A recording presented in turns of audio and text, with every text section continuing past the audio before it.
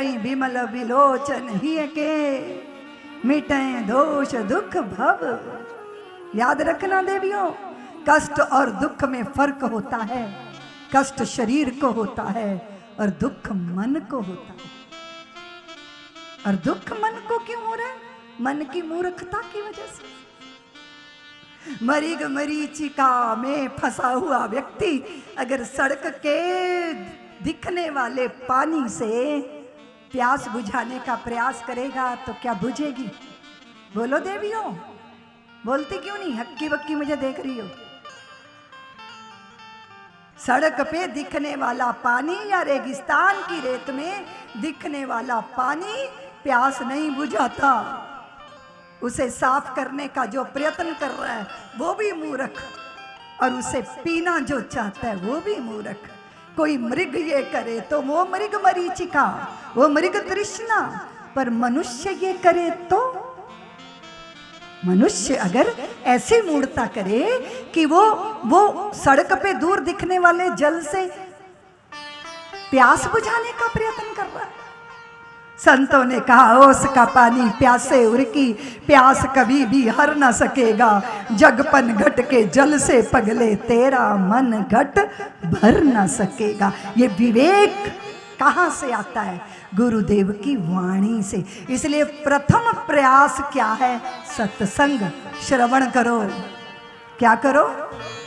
श्रवण करो, सुनो। और हम भारतीयों को सुनाने की चटपटी लगी रहती है, सुनने की भावना। सब सुना रहे हैं एक दूसरे को। और अब तो व्हाट्सएप पे इतना ज्ञान बंटता है, सुबह ही सुबह बंटना शुरू हो जाता है।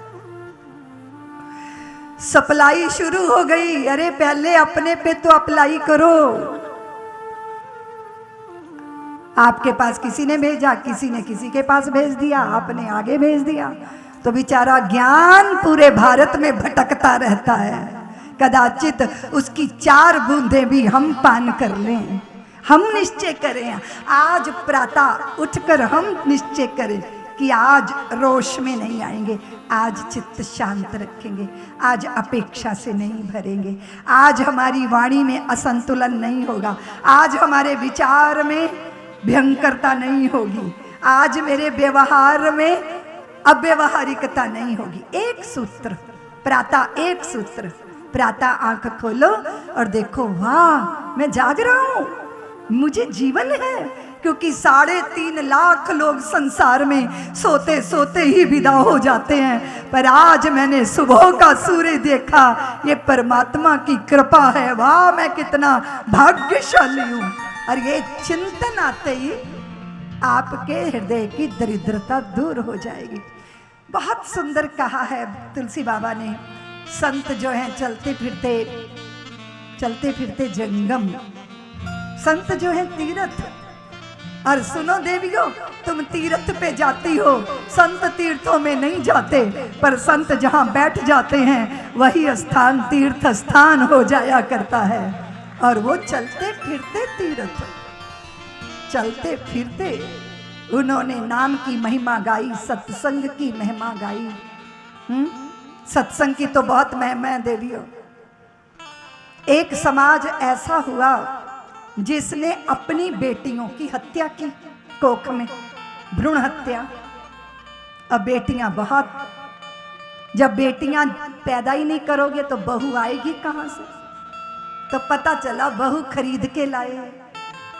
एक जाति ऐसी है जो अपनी बेटी बेचती है, तो बहू खरीद के लाए। अब पता चला बहू महान चोरटी, चोर निकली बहू।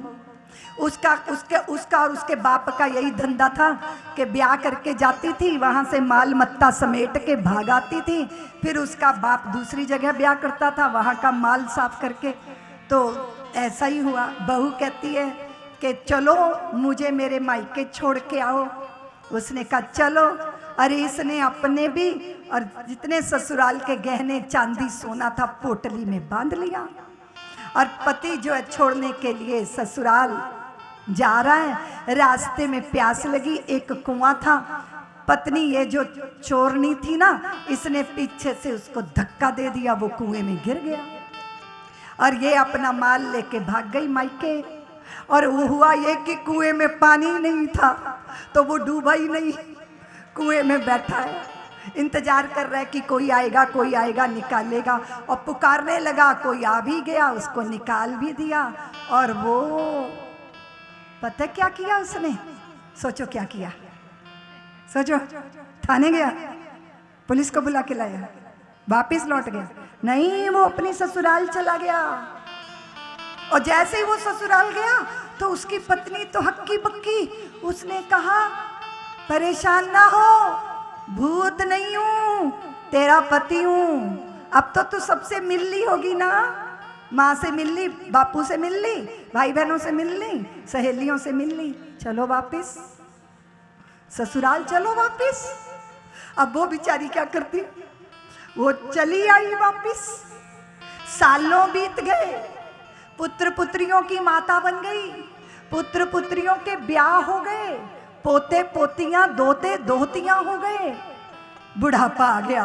एक चीज दिल में चुभ रही है कि ये मुझसे पूछता क्यों नहीं कि उस दिन तूने मुझे कुएं में धक्का क्यों दिया था। उसने कभी पूछा ही नहीं कि तूने मुझे कुएं में धक्का क्यों दिया था, उसने कभी पूछा नहीं। और इसका एक पल ऐसा बीत नहीं रहा कि इसके दिल में ना आए कि मैंने धक्का दिया, इसने मुझसे पूछा नहीं, मुझसे बदला लिया नहीं, मुझे उलाहना दिया नहीं, मुझे ताना दिया नहीं, मेरे ऊपर मुकदमा किया नहीं, इसने ऐसा क्यों किया। और जीवन का उत्तरार्ध आ गया और एक दिन उसने पूछ ही लिया कि तुमने तो नहीं पूछा, पर मैं जिंदगी भर हो गया भीतर से जलती हूं कि मैंने तेरा इतना बड़ा अपराध किया, पर तुम एक बार भी ना बोले कि तुमने ऐसा क्यों किया। जानती हो उस व्यक्ति ने क्या कहा? उसने कहा, सुनो, मैं बहुत सत्संग में तो नहीं जाता, पर एक बार मैं सत्संग में गया था, तो उस सत्संग में मैंने एक महात्मा के मुख से सुना था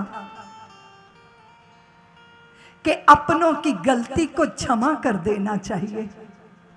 मैंने तुम्हें उसी दिन क्षमा कर दिया था और हृदय से क्षमा कर दिया था। और अगर मैं तुझे क्षमा ना करता तो ज्यादा सा ज्यादा क्या होता, मेरा धन मुझे मिल जाता, तुझे जेल हो जाती। लेकिन आज मैं इतने पुत्र पुत्रियों का पिता हूँ, इतने पोते पोतियों का दादा हूँ, इतना खुशहाल परिवार है, ये तो मुझे ना मिलता ना। मैंने सत्संग किया था और सत्संग में ये सूत्र अपनाया था कि अपनों की गलतियों को क्षमा कर देना चाहिए।